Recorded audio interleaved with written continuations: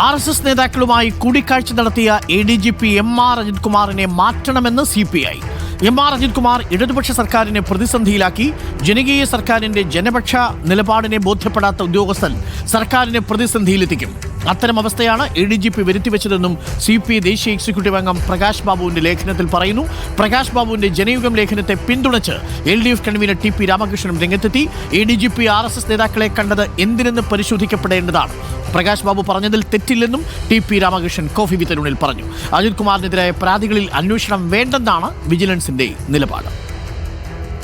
പ്രകാശ് ബാബു പറഞ്ഞതിൽ തെറ്റില്ല എന്നാണ് എൻ്റെ അഭിപ്രായം. കാരണം ഞാനും അത് വ്യക്തമാക്കിയിട്ടുണ്ട്.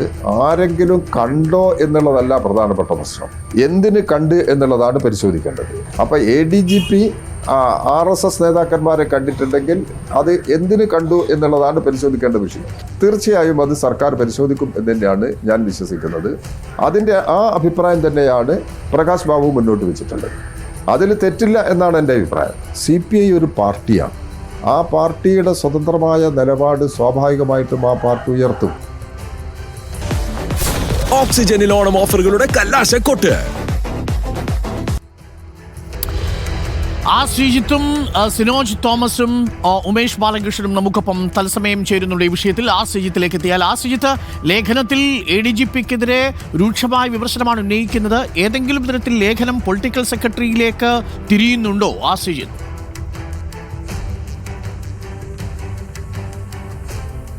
അരുൺ, CPIയുടെ മുഖപത്രമായ ജനയുഗത്തിലെഴുതിയ ലേഖനത്തിൽ പ്രകാശ് ബാബു ഒരിടത്തും പൊളിറ്റിക്കൽ സെക്രട്ടറിയിലേക്ക് പോകുന്നില്ല. മറിച്ച് പോലീസ് ഉദ്യോഗസ്ഥനായ MR അജിത് കുമാർ ഈ RSS നേതാക്കളുമായി നടത്തിയ കൂടിക്കാഴ്ചയെ പറ്റിയാണ് അദ്ദേഹം ഈ ലേഖനത്തിലൂടെ പറയാൻ ശ്രമിക്കുന്നത്.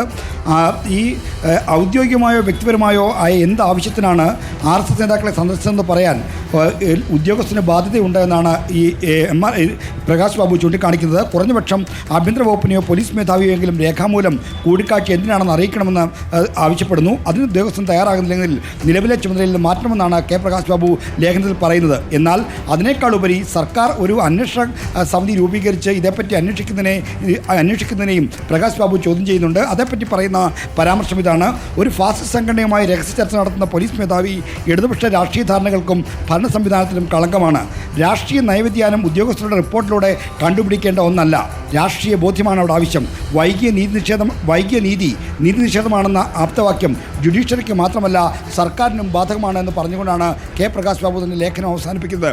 അതായത് DGP ഷേഖ് ദർവേഷ് സാഹിബ് നടത്തുന്ന അന്വേഷണത്തിലൂടെ അല്ല ഇത്തരത്തിൽ RSS കൂടിക്കാഴ്ച പറ്റിയുള്ള ഒരു പരിശോധന നടത്തേണ്ടത്. അത് രാഷ്ട്രീയമായ ഒരു ബോധ്യപ്പെടാണ് അക്കാര്യത്തിൽ ആവശ്യം. അതിനൊരു ഉദ്യോഗസ്ഥ റിപ്പോർട്ടിനെ കൂട്ടുപിടിക്കേണ്ട കാര്യമില്ല, അല്ലാതെ തന്നെ നടപടിയെടുക്കാമെന്ന സൂചനയാണ് പ്രകാശ് ബാബു തന്നെ ലേഖനത്തിലൂടെ നൽകുന്നത്.